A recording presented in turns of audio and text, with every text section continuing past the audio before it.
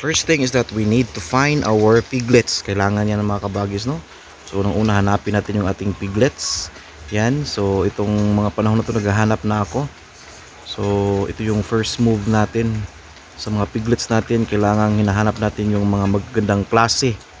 Yan, yung mga hindi bansot, yung mga walang sakit, yung mga piglets na masasabi mong hindi mamamatay sa konting sipon, konting basang dumi. So yun yung kailangang i-consider natin mga kabagis, no? So first move natin sa pag-alaga ng baboy, so maghanap tayo ng ganitong klaseng mga biik, yung masisigla, mabilis magdede, mabilis kumain. Yun yung mga kinakailangan nating i-consider. So ito ngayon, nandito na tayo sa punto na nakuha natin yung mga biik. So ang importante dyan mga kabagis, pagka kuha natin ng mga biik, hindi dapat natin pinapakain habang nagbiyahe tayo. Hindi din natin dapat pinapainom. So pagdating sa bahay, i-make sure natin na ang mga biik natin ay safe, of course. Sarado yung kulungan. At i-make sure natin na yun, maliksi lahat, yung masigla lahat. Tingnan natin kung mayroon man na hindi ganun ka sigla. So kung nagmumukmuk sila, meaning may mga dinaramdam yan, i-make sure natin na ma-separate natin para maobserbahan at magamot agad-agad. Hindi na dapat pabukasan pa. So yun yung mga ginagawa natin sa mga first na days pa lang ng mga biik natin. So again, mga ilang oras din dapat natin i-consider na as gap before natin sila pakainin, painumin. Ang ginagawa ko, 6 hours yung pinakamahaba before ko sila bigyan ng kanilang pagkain. So hayaan ko muna sila maglalaro-laro dyan pagdating nila galing sa biyahe. Yan. Yun yung mga ginagawa ng mga biik kadalasan. At yan yung palatandaan ko at mga consideration ko na walang sakit sa ulo tong mga biik na to kasi maliksi lahat, no? Gumagalaw lahat. Nakikihalubilo sila sa mga kasama nila. So yan yung mga importanteng dapat natin i-consider to make sure na kampante ka na sabihin natin quality at walang mga dinaramdam yung mga nabili mong mga biik. So yan. So hayaan mo lang sila maglalaro-laro, i-observe mo. Then after 6 hours, dyan mo na pakainin. So first time mong pakainin sila after 6 hours pagdating sa bahay. At dito na rin i-consider mo mga kabagis, yung pakain mo is booster feeds. Ihalo mo lang kung nag-pre-starter na yung mga may-ari sa biik na kinunan mo. Ihalo mo lang yung booster feeds, at least kung ilan sila, at least makaubos din sila ng mga ganong kilo. Kasi isang booster feed, 1 kilo yan isang pack, 1 kilo. So kung 10 sila, din 10 booster feeds, ihalo mo dun sa pre-starter mo. At yun na. So itong stage naman na ito mga kabagis, ito na yung after 3 weeks nating pinapakain yung ating alagang mga biik sa pre-starter na may halong booster feeds. So yan, magsisimula na tayo papakain ng starter feeds naman for 30 days. So ito naman, napakasigla nila, mapansin niyo kasi ito yung mga panahon na tapos na natin silang ma-injectan. So i-inject natin after 15 days naman sa atin na pagbili yung ating mga biik ng vitamins nila. Yung ginamit nating vitamins is Norovet. So tag 1.5 ml yung binibigay ko sa mga ganyan kalaki. And then binibigyan ko rin sila ng deworming or purga. So normally yung pampurga natin sa mga ganyang kalaki is injectable pa rin. So yun, ginagamit natin injectable pa rin, no? Any brand pwede mga kabagis, basta alam niyo na pang-inject, pang deworming yan. So pwede yan. Well anyway, ito naman yung pinakamasela na stage nila kasi ito yung panahon na yung feeds, magsi-switch ka na from pre-starter to starter feeds naman na for 30 days yung pakain ko dito. Now, ang kaibahan dito mga kabagis, kasi yung mga first few days na pakain mo sa pre-starter with booster, dahan-dahan lang para hindi mabigla yung tiyan ng mga biik mo at hindi magbasa yung dumi. So ito naman, pag starter na is 3 times a day na talaga, and I make sure ko kung ano yung kayang maubos nila, bibigay natin, and then bigyan natin ng snacks umaga at hapon. Kasi ito yung pinaka crucial na stage, kasi kung bigo ka dito sa ganitong edad is talagang wala. So yun, siguraduhin mabuti mga kabagis na mapakain natin sila ng tama. Yun, i-make sure natin na hindi na dapat natin i-limit yung pagkain. Kung ano yung maubos nila, ibigay talaga natin. At saka yun nga sabi ko with snacks, kasi yung iba hindi na yan kinukonsider yung snacks. Pero when it comes to raising fatteners mga kabagis, with the goal of doing it in a short period of time, then you really have to make sure na mabigyan mo sila ng ganong setup, kasi technique yun mga kabagis upang mapabilis natin yung paglaki at pagbigat nila sa mabilis na panahon. So yun yung ginagawa natin, ito yung mga strategy na ginagawa natin. And also make sure na yung mga panahon na wala silang ginagawa like this, na natutulog sila after nilang kumakain, bigyan mo rin sila ng mga organic snacks, for example yung madre de agua, talbos ng kamote, anything na pwede mong mapakain sa kanila kapag wala na sila masyado ginagawa or after nilang matulog, kasi isa din yan na ma-maintain natin yung kanilang busog at ma-maintain natin yung idea na mabilis silang lumaki at bumibigat kasi hindi sila gutom. So ito yung mga stages na ginagawa natin sa starter feeds. At ang daming mga pwedeng gawin, paliguan natin sila every possible like 3 times a day, 4 times a day kung mayroon tayong maraming tubig. I-make sure natin yan, kasi isa din yung technique na yon na matanggal yung init ng kanilang katawan at ma-make sure natin na sila relax at kumbaga matutulog sila. Kapag matutulog kasi yung mga baboy, meaning relax din sila at lumalaki sila sa mga panahon na yan.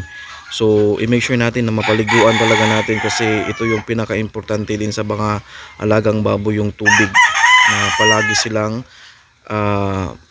maliligo para mawala yung init sa kanilang katawan. At itong stage na ito mga kabagis, ito yung tinatawag kong tawag nito, you either make it or break it, no?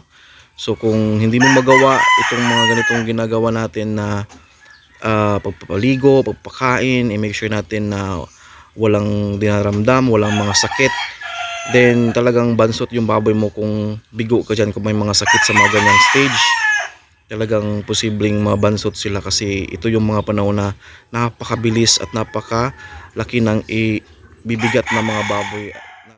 So ito mga panahon na to mga kabagis, na sa 1 month mahigit na yung mga baboy natin dito sa mga panahon na to. So makikita niyo yung katawan, napakaganda na. Estimated natin dyan mga 40 to 50 kilos na. And this time ang maubos nila every meal, every day, masabi natin is 1 to 2 kilos. And ito na yung nagtransition na tayo sa, or change na tayo to grower feeds. So dito na yung panahon na magta-transition na tayo sa grower feeds na nila, kasi ito yung stage din mga kabagis na maraming feeds ang mauubos at maraming feeds yung kailangan nating bunuin o ipakain sa ating mga baboy. So kung may 10 baboy ka or more than 10 na fatteners, expect mo talaga na talagang ang bilis lang ng isang sako, parang 1 o 2 araw lang ubos na kaagad. So ito yung mga panahon na talagang kailangan mong i-make sure na mabigay mo yung tamang pakain, yung tamang sukat. Hindi mo nililimit, hindi mo kinokontrol. So pakainin mo talaga sila hanggang kaya nilang maubos, or hanggang kung manghihingi pa, bigyan mo talaga, kasi ito yung pinaka-crucial din na stage sa grower feeds ng ating mga alagang fatteners. So yan, ipansin nyo, napakabilis ng paglaki nila, no? 1 month mahigit pa yan, and ganyan na sila kalaki. So paligo pa rin, nandyan pa rin yung paligo and yung pakain. Ito yung mga panahon din mga kapagis, hindi nyo lang nakita, na binibigyan ko sila ng mga organic food, madre de agua, yung talbos ng kamote. Minsan manghanap ako ng mga ubod ng saging, ko yan, yung raw, yung mga ubod ng saging, gawan ko ng pinong-pino. Hindi ko mimimix sa feeds nila, but ipinapakain ko talaga na raw, yung walang halo. Minsan hinahaluan natin ng asin yung ubod ng saging. So yun yung snacks nila. Yung iba naman ginagawa nilang pang snacks yung mga saging na green, yung mura lang, yung piso lang siguro yung isang piraso niyan dito sa amin, yung ganun klaseng saging, yung mura, yun pinapakain din nila, yun pang snacks din sa mga baboy.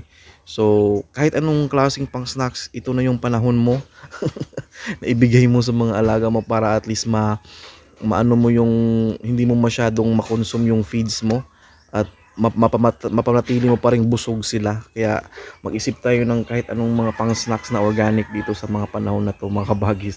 Kasi talagang malakas ng kumain yung mga fatteners sa ganitong stage at kailangan mong gawan ng paraan na ma-make sure mo na mabusog sila always. Kasi nga, short period of time lang nga yung ating ginagawang pag-alaga. Ito na, napakabilis ng panahon, no? Nasa 2 months na to mahigit mga kabagis, and nasa grower stage naman to. So, ang bilis lang, no? Ang ginagawa natin dito mga kabagis is you have to make sure na yun, paligo pa rin, palaging pinapaliguan yan 3 times a day. Minsan pinapaliguan ko rin ng gabi. At itong mga panahon na to, 2.5 months mahigit, excited na tayo kasi ang target natin is 3 months maibenta na natin, or 3 months and 1 week, something like that. So yun yung ating target. So kapag ganito yung mga fatteners natin, makabagis na arrangement, talagang mabilisan lang talaga. And ito yung mga panahon din na kailangan din natin i-make sure na mabigay natin yung pampurga at yung vitamins nila. Pagkakabali, ito yung last na bigay natin ng injectable na vitamins. And then yung pampurga ko naman nito mga kabagis is yung Latigo 1000. So isang sachet, isang baboy. So kung ilan yung baboy mo, doon din karami yung ibigay mong number of sachet ng Latigo 1000. And then yung vitamins ko naman sa panahon na to is nasa 2.5 ml na Norovet. So ito yung aking ginagawa sa ganitong edad, 2.5 na sa akin yung mga alaga ko. And then ito sa lahat kumakain pa rin ng grower feeds sa mga panahon na to. So basically yung ating finisher is yun na yung pang last na 2 weeks lang. So pinapakain ko rin sila ng finisher in 2 weeks time sa batch na ito.